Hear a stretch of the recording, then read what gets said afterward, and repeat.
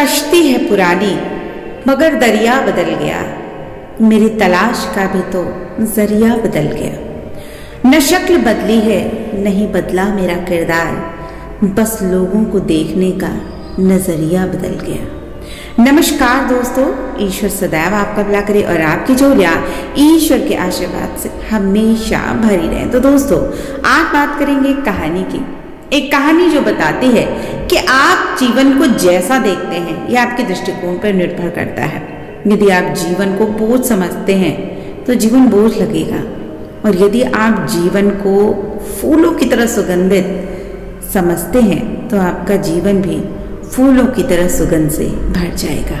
तो कह सकते हैं कि आपका हर चीज को देखने का नजरिया ही आपके जीवन में सुख और दुख का आधार बनता है। चलिए आज एक बड़ी खूबसूरत कहानी के माध्यम से इस बात को जानने का प्रयास करते हैं। एक बहुत पुरानी बात है कि एक गांव में एक धार्मिक व्यक्ति रहता था। कई लोग उसे संत महात्मा मानते थे और कई लोग उसे असामान्य पागल व्यक्ति समझते थे। बच्चे तो उन्हें खिलौना बाबा कहते थे क्योंकि वह उनके लिए खिलौने और मिठाइयां लाता था।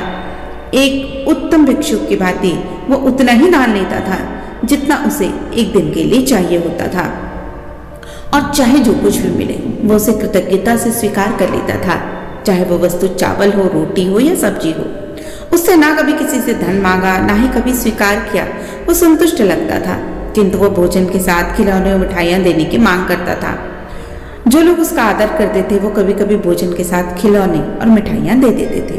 वो भिक्षुक उन सभी चीजों को एक बड़ी थैली में डाल देता था और गांव के ही उन बेसहारा बच्चों को बांट देता था जिनको उसकी जरूरत होती थी। वो सबके साथ उदारता का व्यवहार करता था और उसकी उपस्थिति ही मात्र दिव्यता की झलक प्रदान करती थी। परंतु अब तक वो ये नहीं समझ पाया था कि अगर वो इतना ज्ञानी है तो इतना बड़ा झोला लेकर क्यों घूमता है। कुछ लोगों को इस बात पे हैरानी हुई कि अगर वो ज्ञानी है, महात्मा है, संत है, तो गंदे कपड़ों में भारी थैला उठाए एक परिश्रमी जैसा खिलौनों को बच्चों में बांटने के लिए क्यों मारा मारा फिरता है, बजाय इसके कि वो एक उपदेश दे, अच्छाई को बढ़ावा दे, पवित्र श्लोकों को लोगों को बताए ताकि लोगों का जीवन बदले। एक दिन कुछ लोगों के समूह ने उसे घेर लिया जो कि बरगद के पेड़ के नीचे बैठकर ताश खेल रहे थे। उन्होंने साधु को रोक लिया और व्यंग्य करते हुए उससे कहा कि थोड़ा सा ज्ञान हमें भी दे जाओ ताकि हमें भी अपनी आत्मा का बोध हो जाए। हमें यकीन है कि आपके झोले में अवश्य कुछ वेद ज्ञान की बातें छुपी हैं। साधु ने अपना थैला जमीन पर गिरा दिया और बोला, यही है वो ज्ञान। उसने कहा, यही आत्मा का बोध है। अब मैंने आपके सामने सारे रहस्य को बता दिया है। उन लोगों ने सोचा कि उनके साधु को पागल समझने का शक बिल्कुल सही निकला, पर तो उनमें से एक आदमी कुछ बुद्धिमान था। उसने कहा, इसका क्या मतलब है? एक थैले के गिरने से संपूर्ण ज्ञान के सार का क्या अभिप्राय है? साधु बोला, ये थैला जिसे मैं उठाए जा रहा हूँ बहुत बड़ा भार है। इसमें अगर मैंने इसे गिरा दिया तो उसी वक्त मैं स्वतंत्र हो जाता हूँ। सब कुछ यही है, आप भी बस अपना थैला, अपना अभिमान गिरा दो, व्यर्थ के भार को उठाकर मत जियो। अब वो सारा समूह उसके लिए श्रद्धा से पूर्ण हो गया। तब उनमें से एक व्यक्ति उससे बोला, अगर सब कुछ यही है तो फिर अगला चरण क्या है? अब साधु ने अगले चरण में वो झोला फिर से उठाया और अपने कंधों पे संभालता हुआ बोला, मैं कोई भार नहीं लेके जा रहा हूँ, मैं तो केवल बच्चों के लिए खिलौनों से भरा थैला लेके जा रहा हूँ। मेरे पास उनकी खुशी व आनंद का सामान है।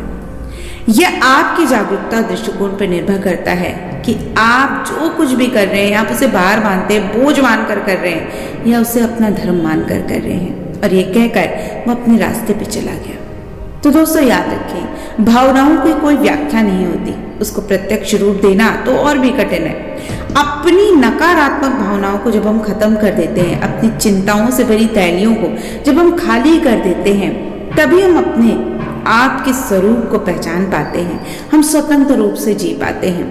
जब हमें ये लगता है कि हम जो कुछ भी कर रहे हैं वो एक बोझ है, तो निश्चित रूप से हमें हमेशा वो काम बोझ लगेगा और हम बोझ की तरह से टांगे हुए चले जाएंगे।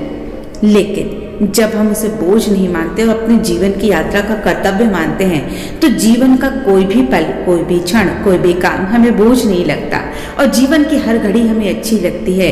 जीवन का हर काम हमें अच्छा लगता है और हर काम में, हर परेशानी और हर खुशी के बीच हम प्रसन्नता और आनंद को तलाश कर ही लेते हैं।